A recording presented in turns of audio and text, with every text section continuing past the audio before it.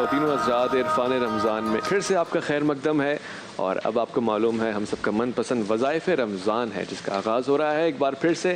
اس میں آپ کالز کرتے ہیں، اس میں آپ نے روحانی اور معاشرتی مسائل بھی بتاتے ہیں اور ہم آپ کو اس کا حل بتاتے ہیں۔ ہمارے ساتھ علامہ شہریار داؤد صاحب یہاں تشریف رکھتے ہیں، ریسرچ اسکالر ہیں۔ السلام علیکم۔ ماشاء اللہ، آج انشاءاللہ دوسرا روزہ ہوگا اور سحری کی نشریات میں ہمیں آپ وقت دیتے ہیں، بہت بہت شکریہ آپ کا۔ تصوف پہ بھی بات ہوئی ہے، کل روحانیت پہ بھی بات ہوئی ہے۔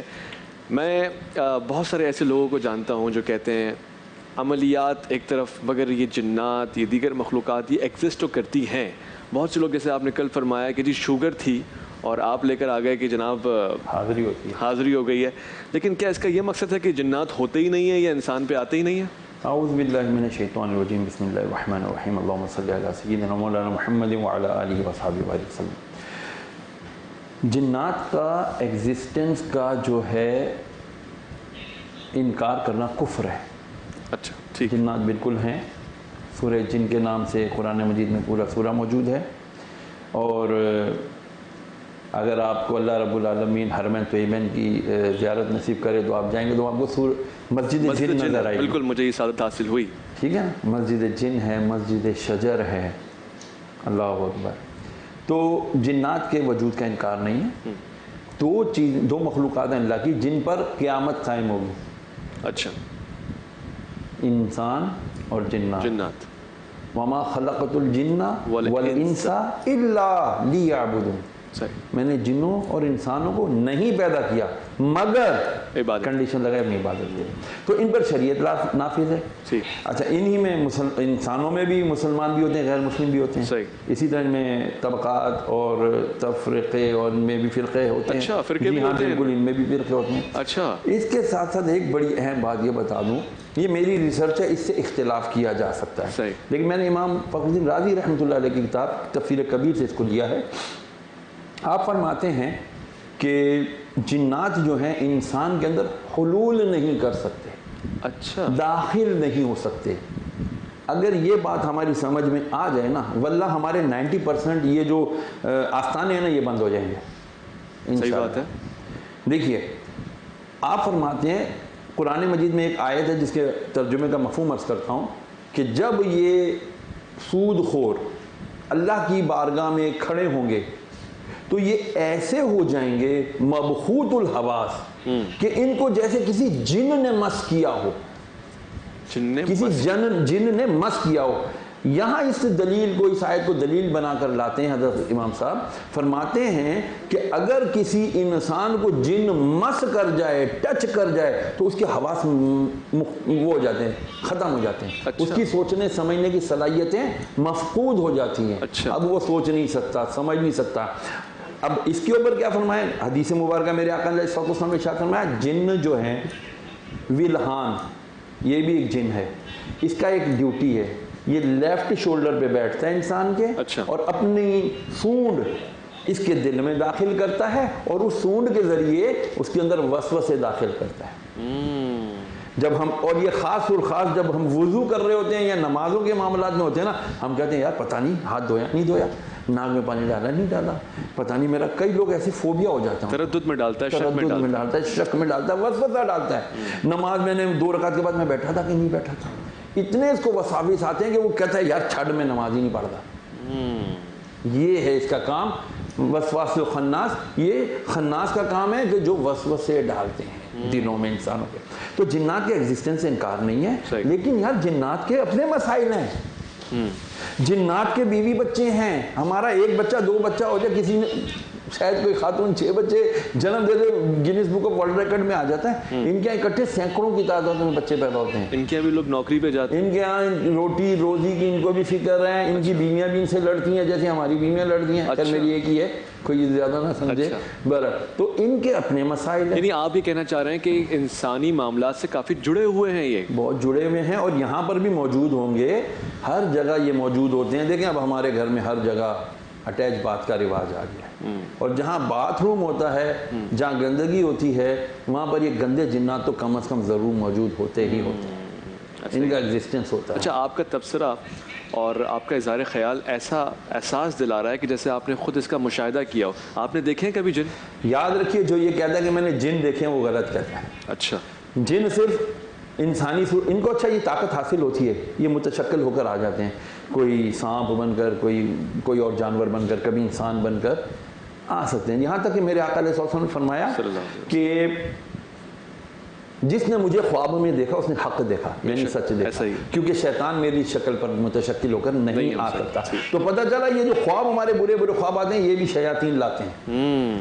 تو اسی لیے فرمایا کچھ اچھے کلمات پڑھ کر سو جایا کرو تاکہ شیاطین کے شر سے محفوظ رہ سکیں. لیکن آپ نے فرمایا ان کے تو اپنے کام ہوتے ہیں, وہ اپنا روزگار بیوی بچے چھوڑ کے ہمارے خواب میں کیا کر رہے ہیں؟ اصل میں یہ تنگ کرتے ہیں اس وقت جب ہم انہیں تنگ کرتے ہیں. اچھا صحیح. بہت سارے مسلمان جنات ہیں. اچھا بہت سارے ہمارے معاملات ایسے ہوتے ہیں کہ جو ہمیں نہیں کرنے چاہیے ہوتے لیکن ہم کر جاتے ہیں. اب میں ان کی کئی مثالیں دے سکتا ہوں. جیسے میں ایک گھر گیا, اپنا گلشن اقبال کا میں آپ کو واقعہ سناؤں, تیرا ڈیکو کا. وہاں پر مجھے کسی گھر پر بلایا گیا, جی ہمارے یہاں سے تھڑام دروازے بج رہے ہیں, کھڑکیاں بج رہی ہیں. تو ایسا ہوا کہ جی وہ میں نے جا کر کے کچھ اپنے معاملات کیے, پڑھائی کی جو بھی, تو میرا بہرحال کسی حد تک کمیونیکیشن ہو گیا کچھ. تو میں نے اپنے حساب سے ان سے پوچھا کہ آپ کو تکلیف ہوئی ہے یہاں پر؟ مجھے بتایا گیا ہاں جی انہیں تکلیف ہوئی ہے. اچھا وہ اچھے خاصے مذہبی گھرانہ تھا. پتہ چلا جی انہوں نے, ان مذہبی گھرانے والوں نے, اچھا, اپنے بھائی کی, چھوٹے بھائی کی شادی پہ اس کے بھائیوں نے اوپر والے ٹیرس پہ کچھ ناچ گانے کی محفل منعقد کی تھی. اچھا. وہاں جو جنات موجود تھے وہ بڑے نیک نمازی پرہیزگار تھے. ان کی رات کی عبادت میں خلل ہوا. انہوں نے مجبوراً پھر کیا کیا کہ اوپر سے کوئی ٹین گرا دیا, کچھ کر دیا تاکہ ان کو ڈرا دیا. صحیح. یہ سب چھوڑ چھاڑ کے اپنی محفل بھاگ گئے تھے. اچھا. ہاں 4 دن تو ایک لڑکے کو بخار رہا کہ پتہ نہیں کیا ہو گیا. بہرحال جی مجھے بلایا گیا. بہرحال جیسے تیسے اس کے اوپر کچھ قرآن مجید کی سورت فلق و ناس پڑھ کر اور سورہ قلم کی کچھ آیتیں پڑھ کر جب اس کو دم کیا الحمدللہ وہ صحیح ہو گیا. اچھا. پھر لیکن اس کو یہ کہا گیا, پابند کیا گیا کہ بھائی اب ایسی خرافات یہاں نہیں کریں گے. یہ بابا جی بزرگ یہاں پر موجود ہیں, ان کو جو ہے نا عبادت میں ان کے مخل نہ ہوا کریں. اور ان کی عمریں بھی کافی طویل ہوتی ہیں. بالکل ایسے ہی, سینکڑوں سال ہوتی ہے. اچھا جی یہ سلسلہ جاری ہے. مسجد جن کا آپ نے ذکر کیا, اتفاق سے ہم نے وادی جن بھی دیکھی ہے. اب وہ کہتے ہیں کہ وادی جن ہے, اس کے پیچھے کیا راز ہیں, کیا؟ میں خود ابھی تقریباً 3 ماہ پہلے واپس آیا ہوں, قافلہ لے کر گیا تھا میں بھی اپنا عمرے پر الحمدللہ جنوری میں. ہم گئے وہاں پر, ہم نے جا کر کے باقاعدہ میں نے اس کی ویڈیو بنائی. جس طرح گاڑی اسپیڈ کے ساتھ 120 کراس کر رہی تھی, گاڑی بالکل نیوٹرل تھی. کوئی اسٹارٹ بے شک تھی, اس نے اسٹارٹ اس لیے رکھی تھی خدا نہ کہتا کہ آؤٹ آف کنٹرول ہو تو وہ اس کو گیئر وغیرہ کر کے کنٹرول کر لے. یہ اس قسم کے تقریباً 7 یا 8 مقامات ہیں پوری دنیا میں جہاں کہتے ہیں کہ زیرو گریوٹی ہوتی ہے, جس کی وجہ سے جو ہے گاڑی اس طرح چل سکتی ہے, جا سکتی ہے, آ سکتی ہے. ٹو بی ویری آنیسٹ میں اس سے مطمئن نہیں ہوں. اچھا. یہ کیا ہے؟ یہ کئی رازوں میں سے ایک راز ہے. اچھا. یہ ابھی تک راز جو ہے نا اس کی کوئی صحیح جسٹیفیکیشن, مگر آپ کی ریسرچ کیا کہتی ہے؟ مجھے وہاں جو لوگ مجھے وہاں جنات تو کوئی نظر نہیں آئے, نہ میں نے محسوس کیے کہ وہاں ہوں گے یقیناً جنات. اصل میں وہاں پہاڑ آپ نے دیکھے بڑے مہیب قسم کے ہیں. کبھی آپ شام کے وقت جائیے وہاں, نہیں وہاں کا رنگ ہی الگ ہے, کچھ رنگ الگ ہے. آپ مکے سے مدینے جائیں جب بس میں, تو میں پوری ویڈیو جگہ جگہ رک کے میں کیمرے سے فوٹوز لیتا رہا. دنیا کی وہ سرزمین مکہ مدینہ اور یہ بیچ کی ساری راہ, دنیا کے سارے قسم کے پہاڑ وہاں موجود ہیں. ایسا ہی ہے. کبھی ہم اس کے اوپر غور کریں کہ ایسے غار ہرا پر آقا علیہ الصلوۃ والسلام تشریف لے جایا کرتے ہوں گے. کہتے ہیں امی خدیجہ الکبریٰ رضی اللہ تعالیٰ عنہ کی خدمت کے لیے وہاں آتی جاتی نہیں ہوں گی. کس قدر دشوار جبل رحمت, وہ جبل نور, بالکل ایسا ہی ہے. میدان عرفات, یہ سارے میدان دیکھنے کے قابل ہیں, اور واقعی پروردگار ان کی زیارت نصیب فرمائے. حضور پاک صلی اللہ علیہ وآلہ وسلم اپنی زندگی میں ہم سب کے لیے ایک نمونہ چھوڑے جا رہے ہیں, اور میں یہ سوال پوچھنا چاہتا ہوں بڑا خاص ہے, مگر ایک لائیو کال بھی ہمارے پاس آ گئی ہے. السلام علیکم ورحمۃ اللہ. وعلیکم السلام. کیا نام ہے آپ کا اور کہاں سے بات کر رہے ہیں؟ جی خالد بن بات کر رہا ہوں. جی ماشاء اللہ, کیا سوال ہے آپ کے پاس؟ بہت خیر مقدم ہے آپ کا عرفان رمضان میں. سر ابھی وہ جن کی بات کر رہے تھے, وہ پوچھنا چاہ رہا تھا کہ واش روم کے وضو ہو جاتا ہے اس کے لیے نماز کے لیے یا نہیں؟ واش روم میں وضو ہو جاتا ہے نماز کے لیے, یہ سوال کر رہے ہیں؟ جی جی جی. اچھا جی. جی ہاں، اگر آپ کا واش روم سے مراد آپ کی کیا ہے؟ دو چیزیں ہیں، ایک ہوتا ہے ہمارے غسل خانہ جی، اور ایک ہوتا ہے ہمارے استنجا خانہ، جی ٹھیک ہے نا؟ اور بدقسمت دیجیے اب ہمارے غسل خانے کے اندر ہی استنجا خانہ بھی شامل ہے، جی ایسا ہے، سائڈ پر یا WC یا کموڈ لگا ہوا ہوتا ہے. اگر تو وہ دور ہے اور اس کی نجاست ناپاکی یہاں نہیں آتی، تو اگر آپ وہاں سائڈ پر ہو کر کے وہاں اگر بیسن سنک پڑا ہے یا نل کا نیچے ہے جسے چھینٹے نہیں اڑتے، تو آپ وضو کرتے ہیں اور آپ کو اگر تسلی رہتی ہے کہ ہاں آپ نے وضو صحیح کیا، چھینٹوں نے ناپاک چھینٹوں نے آپ کے کپڑوں کو ناپاک نہیں کیا، تو کر لیں. اگر آپ کے دل کی تسلی ہے تو آپ کا وضو ہو گیا، آپ کی نماز بھی ہو گئی. لیکن بعض دفعہ پھر میں نے آپ سے کہا کہ شک وسوسے آئیں گے، پتہ نہیں کتنے چھینٹے پڑے، پتہ نہیں میرے کپڑے پاک نہ پڑے، تو بہتر ہے کہ باتھ روم میں وضو نہ کریں. لیکن اگر آپ نے غسل کرتے ہوئے، کیونکہ جب غسل کرتے ہیں نا، نہاتے ہیں جب، اس میں وضو کے چاروں فرض ادا ہو جاتے ہیں. صحیح. غسل کے 3 فرض الگ ہیں، وہ یہ ہے کہ حلق تک پانی ڈالنا، ناک میں نرم ہڈی تک پانی ڈالنا اور پورے جسم پہ پانی بہانا، یہ غسل کے 3 فرض ہوئے. وضو کے جو 4 فرض ہیں، چہرہ دھونا پورا، دونوں ہاتھ کونیوں سمیت دھونا، سر کا مسح کرنا، پاؤں دھونا. آپ نے جب غسل کیا، شاور لے لیا، یا شک میں پڑنے کی گنجائش نہیں. علامہ صاحب ایک اور کال ہمارے پاس ہے. السلام علیکم ورحمۃ اللہ. وعلیکم السلام، کیسے ہیں آپ؟ ٹھیک ٹھاک ہیں؟ میں بالکل ٹھیک ہوں. کیا نام ہے آپ کا اور کیا سوال پوچھنا چاہیں گے؟ جی میں عاصم بات کر رہا ہوں لاہور سے. جی عاصم. اچھا، مجھے معلوم یہ کرنا ہے کہ ہمارے گھر میں نا بخور کا اہتمام کیا جاتا ہے عام الدین کے دنوں میں، خاص طور پہ جمعے والے دن بخور وغیرہ لگاتے ہیں ہم لوگ، خوشبو جو ہے. تو ہمارے کچھ نا معاملات تھوڑے سے بگڑ گئے، گھر کے نا ڈسٹربنس آ گئی، مطلب کہ گھر کے معاملات خراب ہوئے، تو دوستی کے تعلق کے. تو ہمیں کسی صاحب نے کہا کہ آپ جو ہے وہ یہ جو بخور یوز کرتے ہیں بہت زیادہ یہ مت کیا کریں، کیونکہ یہ بہت زیادہ ایکسٹرا خوشبو ہے اور یہ پھر اس کا ٹائم ہوتا ہے یوز کرنے کا. اچھا، تو اس حوالے سے بتائیے. اس کو کئی دفعہ ہم نے واش روم میں بھی یوز کیا، مطلب چاہتے کہ گھر میں خوشبو آتی ہے، اچھا معاملہ ہے. اس حوالے سے پلیز گائیڈ کیجیے کہ اس کے کیا اثرات ہیں ہماری زندگی پہ. جی علامہ صاحب اس سے کوئی فرق پڑتا ہے؟ بہت غلط کہا جس نے بھی آپ کو کہا کہ جی بخور جلانا بند کر دیں. بخور بہت قیمتی خوشبو ہے. اچھا. اور یاد رہے بخور کا ہماری عملیات کی لائن سے بہت گہرا تعلق ہے. اچھا. کیونکہ جب ہم کسی کے لیے کوئی خاص عمل پڑھتے ہیں تو اس وقت ہمارے ارد گرد سب سے زیادہ ہم بخور جلاتے ہیں. اچھا. اس کی سب سے بڑی وجہ یہ کہ اللہ تعالیٰ کے فرشتوں کو خوشبو پسند ہے. نبی کریم علیہ السلام نے ارشاد فرمایا کہ جب تم نماز پڑھنے آیا کرو تو کچی پیاز اور لہسن مت کھا کر آیا کرو. صحابہ نے پوچھا یا رسول اللہ کیوں؟ ارشاد فرمایا یہ جو تم تلاوت کرتے ہو یہ ان فرشتوں کی غذا ہے، تلاوت قرآن. اور جب تم قرآن کی تلاوت کر رہے ہوتے ہیں، نماز پڑھ رہے ہوتے ہو، اس وقت فرشتے اپنے منہ تمہارے منہ سے لگا لیتے ہیں اور یہ غذا حاصل کرتے ہیں. اگر تم نے کچی پیاز یا لہسن کھایا ہوگا، اس کی بدبو سے ان کو تکلیف ہوتی ہے، یہ چلے جاتے ہیں. تو جہاں خوشبو ہوتی ہے وہاں تو اللہ تعالیٰ کے رحمت کے فرشتوں کا نزول ہوتا ہے. تو وہاں کیسے یعنی کہ کام خراب ہو سکتا ہے؟ ان کو کسی نے غلط گائیڈ کیا. میں تو کہوں گا باقاعدہ بخور جلاتے رہیں. بخور سے سب سے زیادہ تکلیف برے جنات کو ہوتی ہے. اچھا. وہ بھاگ جاتے ہیں. آپ نے دیکھا ہوگا ہم تو بچپن سے دیکھ رہے ہیں اگربتی تو اب جلاتے ہی بہت کم ہیں لوگ، یہ بس بابوں نے اپنا جاگیر بنا لیا. اس کو ضرور جلانا چاہیے. اس سے بڑے فائدے ہیں. مچھر بھاگتے ہیں، مکھی بھاگتی ہے، کوڑ کلی چھپکلیاں بھاگ جاتی ہیں. اس سے خوشبو ہوتی ہے، خوشبو سے فرشتے میڈیکلی بھی زیادہ کوئی نقصان بڑا نہیں دیکھا گیا. ہاں اب آج کل میڈیکلی مسئلہ ہے، اس میں اتنے کیمیکل ڈال دیے ہیں کہ وہ بچوں کو کبھی کبھی کوئی ایستھما کا پرابلم کر دیتے ہیں، کبھی کوئی اس لیے تو آپ نے کھلی بھی کھڑکی ہو. میں جسارت کر رہا ہوں. آپ نے فرمایا کہ ان کے بچے بھی ہوتے ہیں، جنات کی فیملیز ہوتی ہیں، ان کے بچوں کو بھی استھما کا کوئی پرابلم ہو گیا، ایسا ہو سکتا ہے؟ دیکھیں بیماریاں ان کے ساتھ بھی یقیناً لگی ہوئی ہوں گی، اور ایسا نہیں ہے کہ ان کے ساتھ نہیں لگی ہوئی، بالکل لگی ہوئی ہیں. وہ ٹھیک ہیں جنات بہرحال ان سے حساب، لیکن اس کا کوئی غلط امپیکٹ نہیں پڑتا. نہیں بالکل. جی ایک اور لائیو کالر ہمارے پاس ہیں. السلام علیکم ورحمۃ اللہ. وعلیکم السلام ورحمۃ اللہ. کون صاحب اور کہاں سے؟ سر فتح اللہ بات کر رہا ہوں لاہور سے. ماشاء اللہ. میرا کوشچن یہ ہے سر کہ جو جنات ہیں یہ ہمیں علامہ صاحب کو بتا دیں کہ سر یہ کوئی حدیث یا قرآن کی آیت کی روشنی میں یہ انسان جسم کے اندر داخل ہو سکتا ہے؟ میں نے ابھی عرض کیا نا کہ یہ انسان کے جسم میں داخل نہیں ہو سکتے. ایک حدیث البتہ لوگ لاتے ہیں اس کے لیے دلیل میں کہ نبی کریم علیہ السلام نے ارشاد فرمایا کہ شیطان تمہاری رگوں میں خون کی طرح دوڑتا ہے تو بھوک کے ذریعے اس کا راستہ تنگ کر دو. اچھا. یہ تمثیل ہے. اچھا. مثال کے طور پر سمجھایا گیا ہے. اب شیاطین اس کی میں یوں عرض کروں کہ وہ آگ سے بنے ہیں، ان کی تخلیق آگ سے ہے. انسان آگ، پانی، ہوا، مٹی، 4 عناصر سے بنا ہے. 70% ہماری باڈی کنسسٹ کرتی ہے واٹر، جی پانی سے. اب ذرا سوچیے آگ آپ پانی کے اندر کیسے ڈال سکتے ہیں؟ جی صحیح کہہ رہے ہیں آپ، ٹھیک کہہ رہے ہیں. اور یہ دو سالڈ ہیں، ہاں ایک سالڈ دوسرا سالڈ، میں نے داخل کیا، داخل ہوا، ہاں الگ الگ جنس ہیں، یہ سالڈ ہی بڑا واضح ڈفرینس ہے بالکل. ٹھیک ہے نا. ایک کال ہمارے پاس اور آ گئی ماشاءاللہ، یہ سلسلہ بڑا بندہ ہوا ہے. السلام علیکم ورحمۃ اللہ. جی کون صاحب اور کہاں سے مخاطب ہیں؟ محمد علی مجاہد بات کر رہا ہوں لاہور سے. جی خیر مقدم ہے، آپ کا کیا سوال ہے؟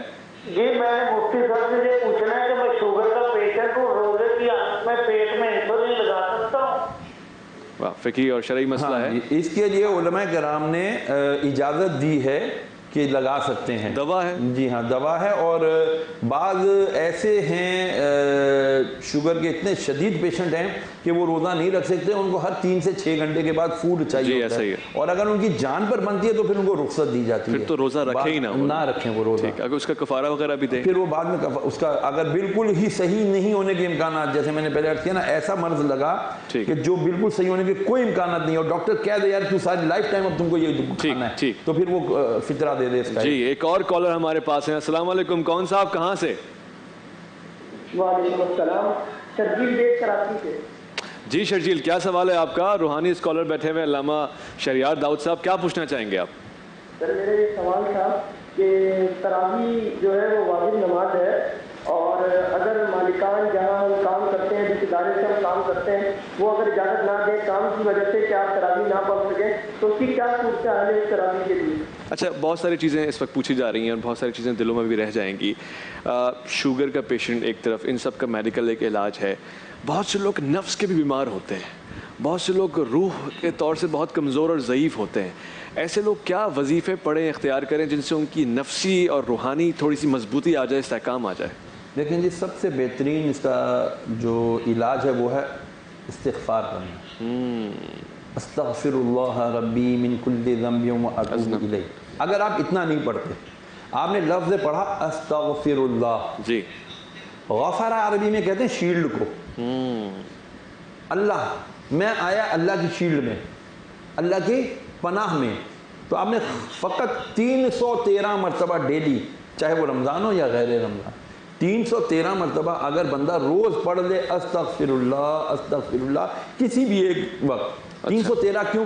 313 اصحاب بدر، جی جی جی غیبی مدد آئی تھی. جی جی. اب ایک بندہ توبہ کرنا چاہتا ہے، یار میرا نفس میرے کنٹرول میں نہیں آتا، اللہ سے مدد چاہے، اس کی حفاظت میں آ جائے، اس کی تحویل میں آ جائے، اور اس کی تحویل میں آنے کے بعد وہ اپنے آپ کو کنٹرول کرے. میں یہاں تھوڑی سی ایک تمہید باندھنا چاہتا ہوں کہ اللہ تعالیٰ نے جو ارشاد فرمایا کہ لعلکم تتقون کتب علیکم الصیام کما کتب علی الذین تقوی اختیار کرو. تم تقوی، واٹ از تقوی؟ تقوی کیا ہے؟ ڈرو، ڈرنا. تقوی کا ایک معنی ڈرنا بھی ہے. 2 دشمن ہیں انسان کے، شیطان، نفس. اللہ تعالیٰ نے کیا ہمارے ساتھ ہمدردی کی، ہمیں 1 مہینہ دے دیا، 30 دن. چلو بھائی انسانوں، میرے بندو، جو ایک ان شیطان لکم عدو مبین تمہارا کھلا ہوا دشمن ہے، اس کو میں نے بند کر دیا، چلو اس کو قید میں ڈال دیا. اب سیکنڈ دشمن جو اس سے بھی بڑا دشمن ہے، کیونکہ شیطان بنا کیسے تھا؟ انا خیر منہ، اس نے کہا تھا میں آدم سے زیادہ اچھا ہوں، زیادہ بہتر ہوں. اس کے نفس نے، شیطان کا بھی نفس ہوتا ہے، شیطان کے نفس نے اس کو شیطان بنایا. ابلیس تھا، عزازیل تھا، اس کے کیا کیا نام تھے، عابد تھا، زاہد تھا، کیا تھا وہ، لیکن وہ ہو گیا. اللہ نے اس کو بند کر دیا. اب رہ گیا ہمارا نفس. اب اللہ تعالیٰ نے ہمیں کیا فرمایا؟ تم اپنے نفس کو اب کنٹرول کرنا. تمہیں کس طرح؟ کیا بھوکا پیاسا رہنے سے تقوی حاصل ہوتا ہے؟ نہیں، بھوک پیاس تقوی نہیں بڑھاتی. اصل میں جو ہمارے اندر نفس ہے، یہ شیطان پتہ کیا کرتا ہے؟ یہ دل پہ قبضہ کرتا ہے. اچھا، یہ دل کو کہتا ہے کہ یار یہ دیکھ، وہ دیکھ، ناجائز چیزیں بھی دیکھ، یہ بھی سن، وہ بھی سن، یہ بھی کھا، وہ بھی پی. دل پہ قبضہ کرتا ہے. دل اصل میں دارالخلاف ہے باڈی کا، انسان کی. اس کے اندر جب اللہ تعالیٰ کی محبت داخل ہوگی، وہ کب ہوگی؟ جب وہ بھوکا رہے گا، جب وہ پیاسا رہے گا، جب وہ کمزوری فیل کرے گا. جب وہ بار بار اللہ اللہ کا ذکر کرے گا، جب وہ کمزور ہو جائے گا تو اس کے دل میں نور پیدا ہوگا. اور یہی ہے انسان جب مشکل میں آتا ہے، عاجزی اور انکساری اپناتا ہے، تب اپنے رب سے زیادہ رغبت بڑھ جاتی ہے. رغبت تبھی بڑھتی ہے. تو تبھی اسی لیے روزہ دیا گیا کہ یہ کمزوری فیل کرے، اس کے دل کے اوپر پھر ایسی اللہ تعالیٰ کی محبت کا غلبہ ہو کہ یہ کہے نہیں یار مجھے روزہ ہے، مجھے یہ نہیں کرنا چاہیے. جب وہ 30 دن کی پریکٹس ہی ہو جائے گی تو ہوپ فلی اگلے 11 مہینے بھی انشاءاللہ بہتری کی طرف جائے گا. ایسا ہی امام فخر الدین عطار رحمۃ اللہ علیہ فرماتے 3 اسلحے اگر تیرے پاس ہے نا تو تو نفس کو مار سکتا ہے. تقلیل کلام، کم کلام کرو، تقلیل منام، کم سو، اور تقلیل طعام، کم کھاؤ. خوبصورت. اور ہمارا رمضان آتا ہے تو ہم نے تو جو ہے نا بس پیٹ کو وہ ڈیم بنایا ہوا ہوتا ہے اور سارا اسٹور سارا ہم نے سحری میں کھانا. بالکل ایسی، یعنی جتنا روزہ رکھا تھا وہ سب بہہ جاتا ہے. ایسا ہی ہے. یہ بہت خوبصورت بات آپ نے کی کہ کم کھاؤ، کم سو اور کم بولو. یقیناً جس کے علم میں اضافہ ہوتا ہے اس کی زبان میں ٹھہراؤ آ جاتا ہے، وہ ٹھہر ٹھہر کے سوچ سمجھ کے بولتا ہے. یہ اس کی دانائی کا شعور ہوتا ہے، اظہار ہوتا ہے. اور جو اپنے جسامت پہ قابو پا لیتا ہے پھر وہ طعام کے معاملے میں تھوڑا سا محتاط بھی رہتا ہے. اور سونا تو ایک مجبوری ہے. پروردگار ہم سب کو یہ رحمت عطا فرمائے. مگر رمضان الکریم میں تو وہ کہتا ہے سونے پہ بھی عبادت ہے، اس پہ بھی تمہاری بخشش ہے. میرے آقا علیہ السلام نے ارشاد فرمایا لوگوں اگر تم جانتے رمضان کیا ہے تو تم حسرت کرتے کہ کاش سارا سال ہی رمضان ہوتا. بارش ہوتی نا کبھی کبھی ہمارے یہاں تو ہم کیا کہتے ہیں یا اللہ رہے بارش رہے. خیر یہ الگ بات ہے کہ ہمارے یہاں کا سسٹم اتنا خراب ہے، ہم کہتے ہیں یا اللہ جلدی فوراً ختم ہو جائے. لیکن اس کے بعد موسم بڑا سہانا ہو جاتا ہے. ہم کہتے ہیں یار آج جیسے 2-3 دن پہلے شدید گرمی تھی، جیسے رمضان شروع ہوا کچھ بادل آ گئے، موسم اچھا ہو گیا الحمدللہ. اب ہم کہتے ہیں یا اللہ ایسا ہی رہے. یعنی جب ہمیں ایک چیز پسند آتی ہے تو ہم اس کی تمنا کرنا شروع ہو جاتے ہیں. آقا علیہ الصلوۃ والسلام ارشاد فرمانے اگر تم جانتے رمضان میں کیا برکتیں ہیں تو تم کہتے حسرت کرتے کاش سارا سال ہی رمضان ہوتا، جس کا پہلا عشرہ رحمت، دوسرا عشرہ مغفرت، تیسرا عشرہ براءۃ من النار، یعنی جہنم سے آزادی کا. پہلی جیسے چاند ہوا رمضان کا اللہ تعالیٰ پہلے آسمان دنیا پر جلوہ فرما ہوا اپنی شان کے مطابق ماشاءاللہ، اور جنت کے سارے دروازے کھول دیے گئے، جہنم کے 30 دن کے لیے دروازے سارے بند کر دیے گئے. ایسا پیارا مہینہ کہاں ماشاءاللہ ماشاءاللہ. اس مہینے کو جو ضائع کرتا ہے تو پھر باقی اس نے ضائع کیا. صحیح کہہ رہے ہیں، بالکل ایسا ہی ہے. مکتبوں میں کہیں رانائی افکار بھی ہے، خانقاہوں میں کہیں لذت اسرار بھی ہے.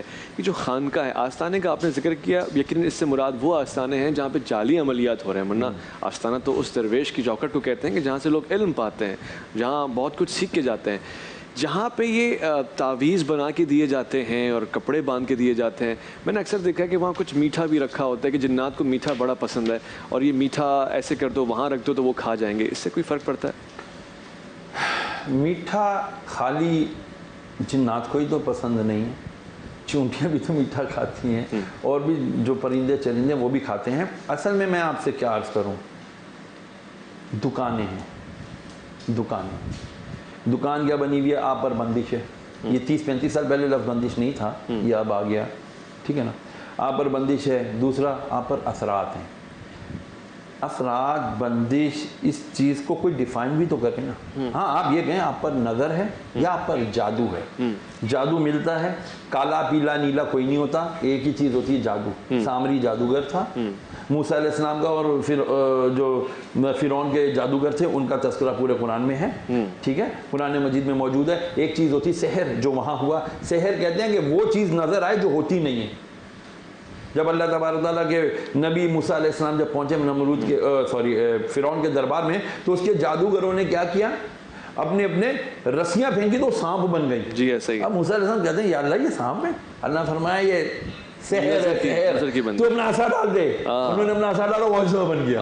لوگوں کی نظر میں اجزا بن گیا، ساری سانپوں کو کھا گیا. لیکن جو میں نے میٹھے کی بات پوچھی، بہت سے مٹھائی والے کہتے ہیں کہ رات کو ہماری دکان بڑی چلتی ہے، اس کے پیچھے کیا راز ہے؟ نہیں یہ صرف اور ایک مفروضہ ہے، خیال ہے، اس کی کوئی حقیقت نہیں ہے. میرے پاس تو آج تک کوئی اس کی دلیل نہیں آئی. اچھا ہاں، یہ صرف میں نے آپ سے عرض کیا نا، کچھ ایسی ہم مکس کریٹ کر دیتے ہیں تاکہ کچھ پراسراریت رہے تو لوگوں کے اندر وہ ہے.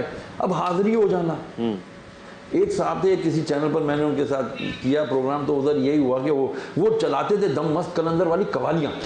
اچھا، ادھر قوالی چلے ادھر بندے کے اوپر حال آ جائے. ہاں جی، یہ ذرا بتائیں نا، یہ حال آنا کوئی قوالی ہے، یہ کوئی حاضری ہے؟ تو میں نے اس اینکر کے ساتھ پیچھے جا کے نا سیٹنگ کر لی. میں نے کہا یار جب میں کہوں نا اس وقت آپ قوالی بند کر دینا, جب اس کے بندے کے اوپر حال آیا وہ. اچھا. وہی واجی وہ آڈینس میں سے بندہ لائے آئے وہ ادھر تھی, اس نے کہا قوالی چلی. او جی بندے پہ جو حال آیا وہ 4 آدمیوں کے کنٹرول میں نہیں آ رہا تھا. میں نے آواز دی کلوز اسٹاپ ہوا, بندہ دھڑم کر کے گر گیا. میں نے کہا بابا جی تھوڑا جن کتنے گیا, آپ کا جن کہاں چلا گیا؟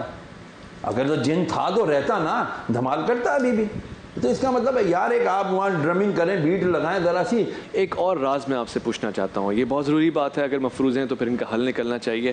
اور میرا بھی تھوڑا سا مطالعہ ہے, میں نے اب تک یہ سنا ہے کہ جی جو کھانا کھائے ہیں اس کا جو ہڈیاں ہوتی ہیں وہ بالکل ثابت نہ چھوڑیں. سرکار خاتم نبوت حضور پاک صلی اللہ علیہ وسلم سے بھی ارشاد گرامی ہے کہ تھوڑا سا گوشت لگا رہے, ایسا نہ ہو کہ جنات کھاتے ہیں. یہ میں نے سنا ہے کہ اس میں کس حد تک حقیقت ہے؟ نہیں, تھوڑا سا گوشت چھوڑ دینے کی کوئی حقیقت نہیں ہے, نہ ہی ایسا کوئی میں نے پڑھا ہے حدیث. اچھا. ہاں, اس میں یہ ہے جنات کی غذا کیا ہے.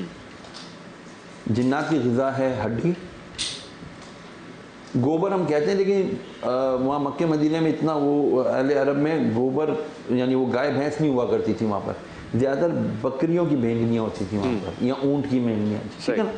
ان کو فرمایا ہڈی سے اور ان کے گوبر سے اور کوئلہ, ان سے استنجا نہ کیا کرو کیونکہ یہ تمہارے بھائی جنات کی غذا ہیں. محقق علماء کرام نے ارشاد فرمایا کہ ہڈی جو ہوتی ہے نا, جب ان کو جنات کو ملتی ہے نا, اللہ تعالیٰ اپنی قدرت کاملہ سے اس پر ایسا کر دیتا ہے وہ ان کی پسندیدہ گوشت یا غذا جو بھی ہے وہ چڑھ جاتی ہے, یعنی ان کی غذا ہے, ان کی غذا ہے یہ. اچھا. دوسری بات پھر فرمایا کہ یہ جو گوبر یا جو بھی ہے یہ ان کو ویجیٹیبلز بن کر ملتی ہیں, اس لیے ان سے استنجا نہ کیا کرو. اچھا. ہاں, اسی طرح کوئلہ بھی فرمایا اس کو نہ کیا کرو, یہ بھی ایک فوڈ بن کر ان کو اللہ تعالیٰ عطا کرتا ہے. دیکھیں جنات کی دنیا ایک الگ ہے, اس کے اوپر جب آپ جائیں گے نا تو ایک آپ کو ایک بہت بڑا پروگرام کرنا پڑے گا. انشاءاللہ بیٹھ کے کسی دن کریں گے صرف جنات, ہاؤ ڈیڈ دا کریٹ, اللہ نے کیسے اس کو کریٹ کیا, ان کی اسپیشیلٹیز کیا ہیں, ان کے اندر اللہ تعالیٰ نے کیا کیا خوبیاں رکھی ہوئی ہیں, کس طرح سے ان سے ہم فوائد حاصل کر سکتے ہیں. کبھی بھی کسی چیز کی زیادتی آپ کے لیے نقصان دہ بھی ثابت ہو جاتی ہے, کبھی کبھار کسی چیز کی کمی آپ کے لیے نقصان دہ ہوتی ہے. بالکل ایسا ہی جیسے جسم میں اگر شوگر ہے اس کا ایک لیول ہے, بڑھ جائے تو نقصان دہ ہے, کم ہو جائے زیادہ نقصان دہ ہے. مگر ہم نے ہر چیز کو محتاط رہ کے کرنا ہے اور ان عملیات سے ہمیں کچھ سیکھنا ہے. یہ سارے قرآن سے اس کا استفادہ کیا گیا ہے, آپ جب چاہیں اس کی رہنمائی طلب کر سکتے ہیں. ایک مختصر سا وفا وظائف رمضان میں ہم لے رہے ہیں, جب آپ لوٹ کر آئیں گے تو پھر آپ کو مزید مہمانوں سے ملوائیں گے انشاءاللہ. عرفان رمضان میں آپ کا انتظار رہے گا.